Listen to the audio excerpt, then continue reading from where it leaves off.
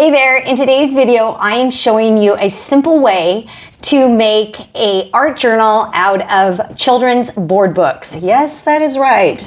If you have any old board books laying around, this is a fun way to repurpose them into something that you can make art in.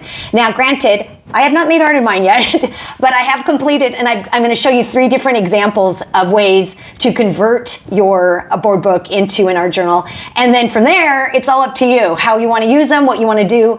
But I think once you get started, it's like me. I started with one thing, it led to another, it led to another. So I think I'm really looking forward to creating inside of them. It's a smaller format because most board books are small, but I think it can have a fun result, and I'm looking forward to seeing what happens. And I hope that it spurs you on to some creative endeavors that maybe you hadn't thought of, and maybe you think of some other materials to apply to your board book in order to create texture and to create interest and to make them your own. So I hope you give it a try and have fun being creative.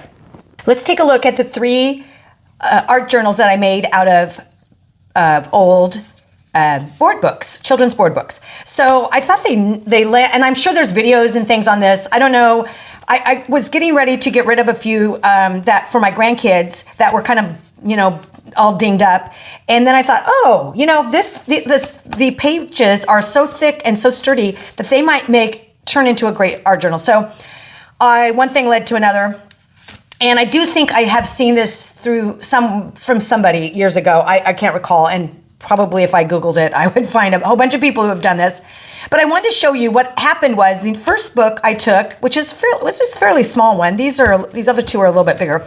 And I do tend to work bigger. So this is probably why I didn't think of it, because typically I would never work in anything this small. And I really haven't yet. What I did with this, the very first one I did, is I simply gessoed every page.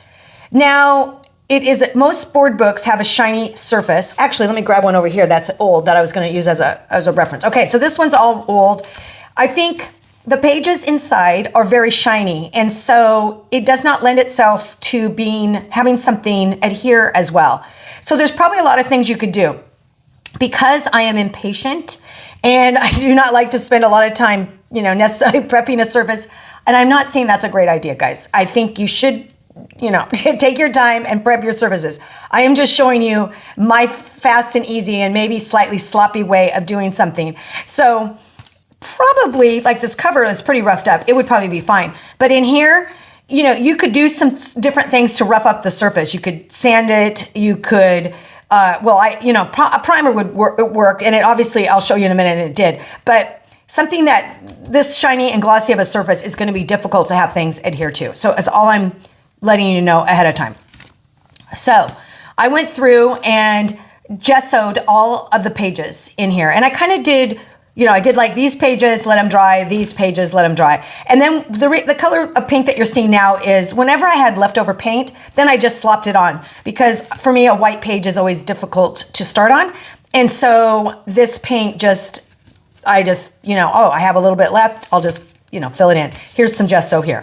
So this book you can kind of see how thick it is. It is not, and I have, put it under something firm to hold it together, a big stack of books. And it's pretty good, and I think, it's fine. So this was probably the easiest way. It is the easiest way. And the gesso seemed fine. You can see some of the color of the book coming through, but the gesso seemed fine, and the paint seems to be adhering fine. Nothing seems to be coming off. So the gesso seemed to work in this case. Okay, so then I was like, oh, you know what? I'm going to take the next one, and I'm going to collage with it.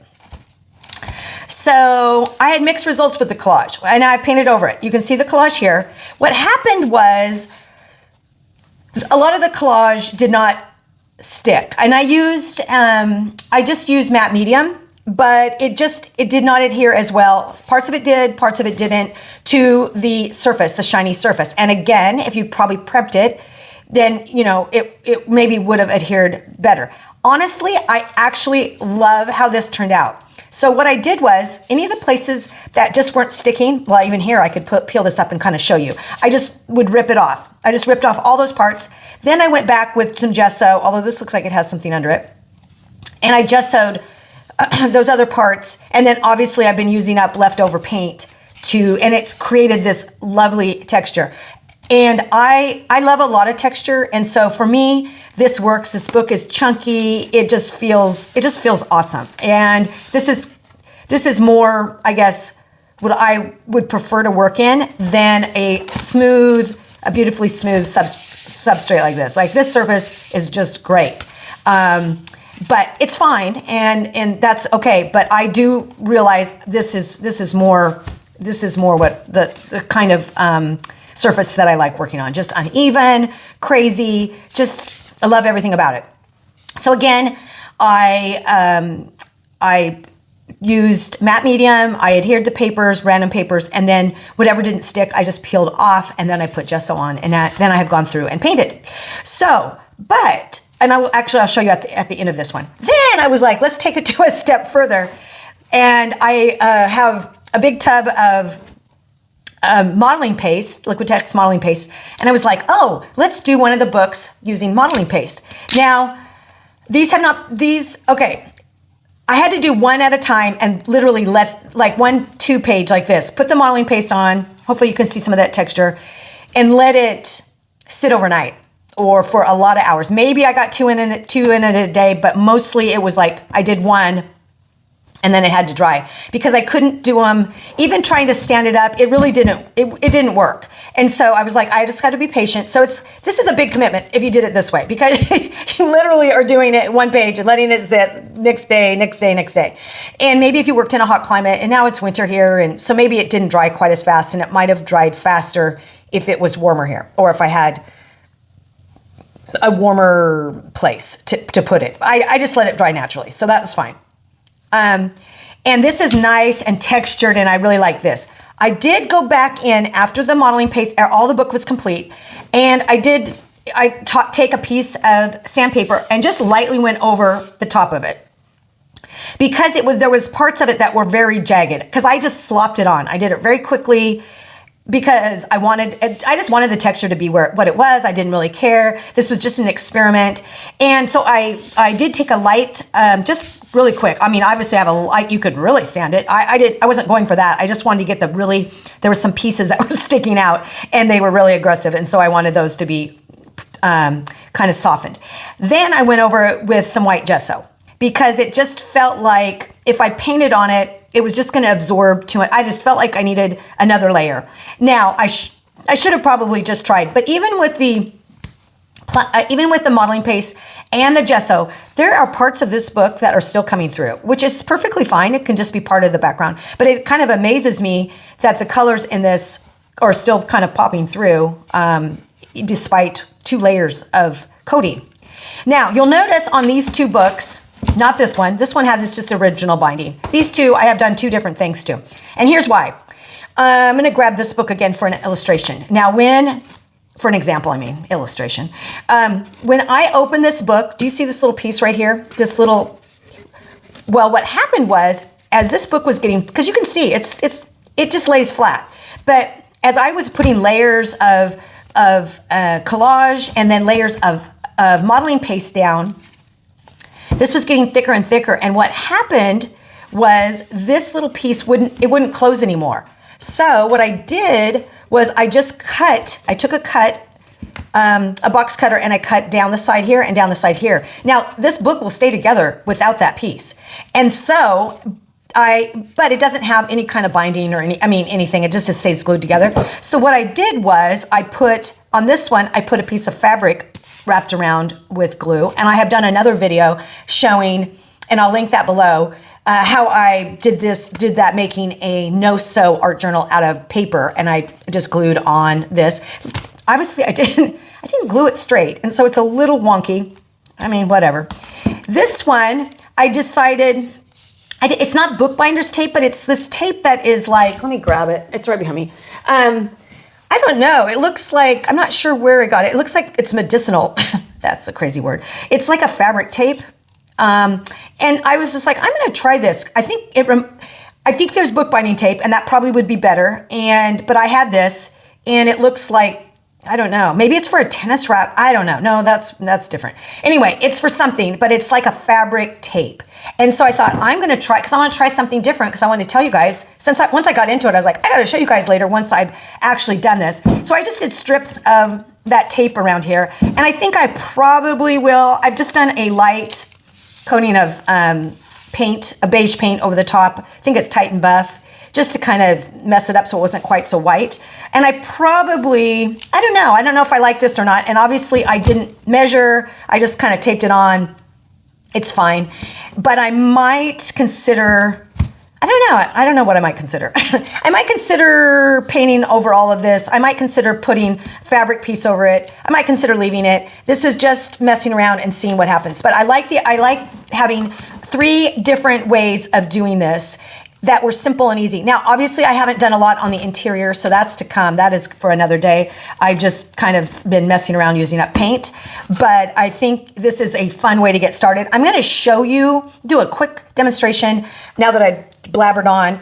I'm gonna show you just kind of how I do each one of these, and so that you got the idea, because it's easy enough. These are easy enough. These are very easy to do. And then I'll also show you how I cut off the, this one doesn't, how I cut this little piece, this back piece off. So, okay, let's, I'm gonna grab these other board books that I have here on hand, and then I'm gonna show you a couple examples. And then your job is to grab an old board book or go to a thrift store, which is kind of what I did to get some more for example purposes.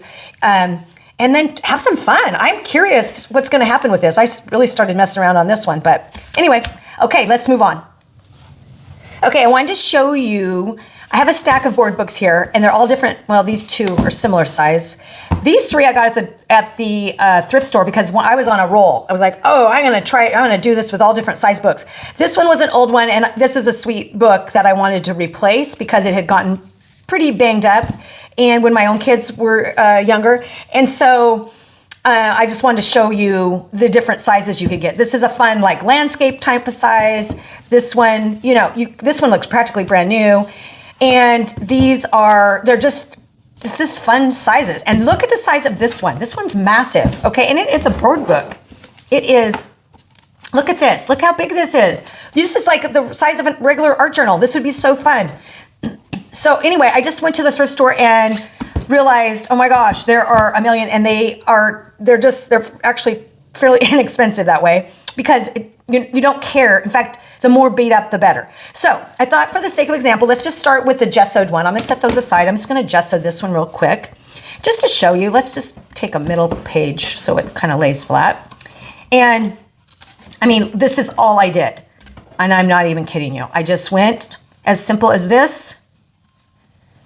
Just here you are. I guess you know how to gesso, right? I mean, and it's just a primer. I mean, I suppose you could use paint, or if you didn't have any gesso, whatever, just it's to put a coat down. I will say the gesso is kind of created to adhere and to create a base layer, more so than I think some paints might have difficulty attaching itself to the page, but it probably would work. And I'm not really concerned when I did this. I wasn't concerned with getting it super thick, because I knew I was going to add stuff over the top of it. So like the fact that this is over here in this corner, the page is coming through, I probably wouldn't worry about. So that is how I did the one that I gessoed. I literally just did this, let it dry, did the next page, did the next page, did the next page, until I had completed the entire book. For the collaged book, what I did was I just grabbed an assortment of random book pages. For the most part, this is a pattern, a vintage pattern piece. And I'll just show you what I did.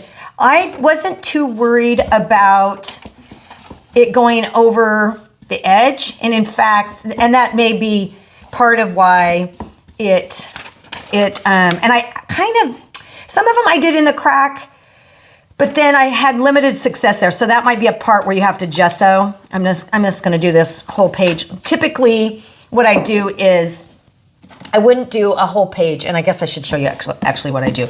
But I let it go over the edge. I let it go over the edge of the book, and I knew I was gonna tear it later. But what I like to do is, I like to have lots of lines and marks. And so like you can have more if the pieces of paper aren't covering. So like I only have a mark here and a mark here in terms of texture, because this will all lay flat. But if I have smaller pieces, I will have texture in those lines. Now you can also use all your regular collage materials as well. I'm just, for the sake of demonstration, I'm just keeping it simple and using book paper. So let's see, let's do this one up here. And I want mostly that text to show, so I'm gonna do that. And okay, I am going over the top because typically that is how you would collage. And on the ones that book that I didn't do that always. I wanted to see what would happen if here, I'm gonna set that down. If I didn't do that, if I just left it, because then I wouldn't have to worry about things sticking together necessarily, because sometimes when you have, there's some air bubbles in there, when you have pages that have matte medium on them, sometimes they have a tendency to stick together. And so I was like, okay, I don't want to deal with that when I'm first getting started here with these. So some of the pages, for sake of example, or just to check it out myself. This one has paste on it already. I just didn't go over the top. I just thought, well, let's see if it peels off, it peels off. So anyway, okay, let's just get a few more of these in here. And I would using a fair amount of the matte medium. And let's use this other color over here. Okay, let's go this direction. That's not going to cover that, is it? I want one more piece. And I also did not necessarily, for example, okay, so here, let's just say I'm not going to go over the top. Well, I can already tell you I didn't put a lot here, so that is going to peel up.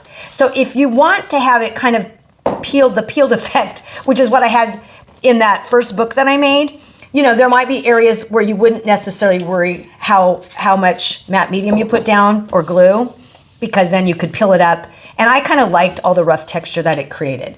So, it's all about experimenting and seeing what you like and then figuring that out from there. And I didn't know how it was going to turn out at all. And so it was super fun to try something new like that, and not knowing, like, would it even stick? And in some cases it didn't. I kind of got a lot there, didn't I? Okay, let's go right here.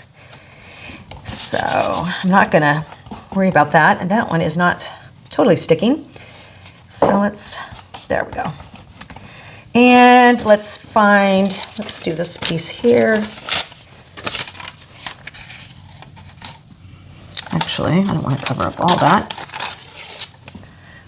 Okay, there's my wedge. Okay, it's a little tricky doing on camera here. Okay, so I have one more piece. And of course you wouldn't necessarily, you don't have to cover every piece. You don't have to, you can do it however it works for you. Actually, let's use a piece of this pattern paper. I love finding these old patterns. They're so fun to use. And honestly, sometimes I like using them just to cover, and I'll show you what I mean in just a minute. I like using them like, okay, so this paper isn't that brown patina aged, even though this dictionary is very old.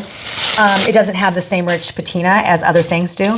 So sometimes I like taking the pattern paper and I will lay it on top of what I'm working on, because it gives it that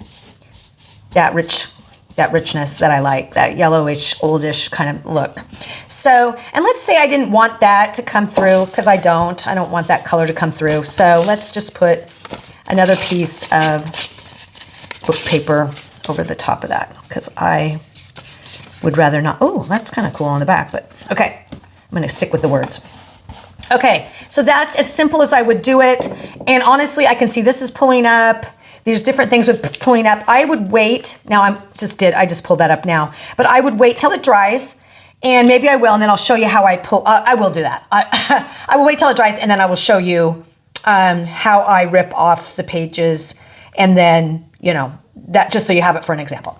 The collage page is pretty much dry. I mean, I think there might be a few wet spots, but I just want to show you how I would pull off and see what the result might be. And I'm okay with that because I'm going to put white gesso on it. And I like the look of all this, and I like the roughness of the edges. This looks like it could peel. So I kind of go around the edges and look for spots where I can peel, and I just kind of embrace whatever happens, because obviously around the edge, either I didn't get as much matte medium, or just for whatever reason didn't adhere as well. And so let's see if there's anything, right here.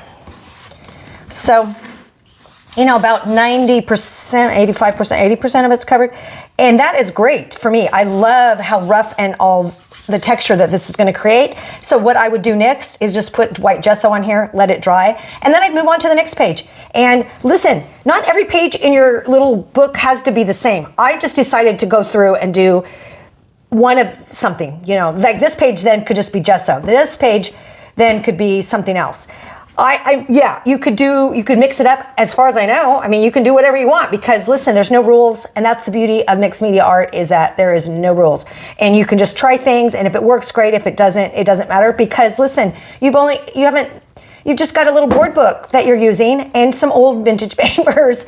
And what a beautiful thing that you can just turn it into something that is yours, and then paint over the top of it, or create, you could go in with beautiful collages right out of the gate. There's so many things that you can do with these. I think it's really fun. And for me, the fun part is going to be creating in a smaller format, because I would say, 8 by 10 feels small for me. So I really like creating on a bigger scale for the most part. But I think these little books are going to be fun even if I'm just doing color samples or simple things. I really don't know what I'm going to use my little books for, but I think they're going to be great. And like I said, I have really enjoyed just the process of making them, and I'm curious where it's going to lead me. So for this last example, I'm going to show you how I put on the modeling paste. I'm sorry, this is a massive tub. I used to do these big projects using modeling paste, and so I buy it in these big, I don't know if it's a gallon or what it is, but anyway, so I just get a big dollop and spread it out across the surface of the book. And you could do it as smooth as you wanted, or as, in my case, I like the bumps and ridges, and I want all that. I don't really smooth it out. I just kind of get it on. And then, like I said, I did end up sanding it a little bit, because some of these ridges were a little, I don't know if aggressive is the right word, but they were pretty big. So, and this will take some time to dry. So you gotta allow for that. I'll put it in a place where it can just sit and bide its time. And when it's all done, you'll have this beautiful, beautiful texture. My other thought was, plaster would be really cool too. And I actually like plaster a little bit better. I haven't worked with it quite as much, but because you got to mix it up. Well, I think you could probably buy it, but I have the plaster of Paris. So this modeling paste is just so easy, because it's in a tub, and it's like, oh, here, I can just use it. But and the modeling and the plaster, when you mix it up, you kind of got to use it, right? Because I don't think it lasts. I shouldn't say that. I don't really know, but I would assume you got to use it up pretty quick. Maybe if you put it in a container that was sealed, it would last for a while, but I do not know that. So, but I do like the look of plaster even better than modeling paste, because it just has this other, it has a really cool texture to it. So it's probably something I should use rather than blathering on about using modeling paste using plaster and then using modeling paste instead. That's, just discussing preferences while I'm doing this. Okay. So as you can see, I'm kind of adding in some different marks and texture, different, whatever you like. You could actually even make marks into it. You could write, you could do all kinds of things into this modeling paste, because it just lends itself to so many different things. So yeah, play around with it if you have some. If you don't, I wouldn't necessarily go out and buy some because it can be expensive. And so the plaster of Paris would be a great way to go. And if you do use it, let me know. Let me know how that goes. Okay, so I'm going to show you the next thing I'm going to show you is how I cut the edge of that, how I cut the edge of the book when it gets too thick.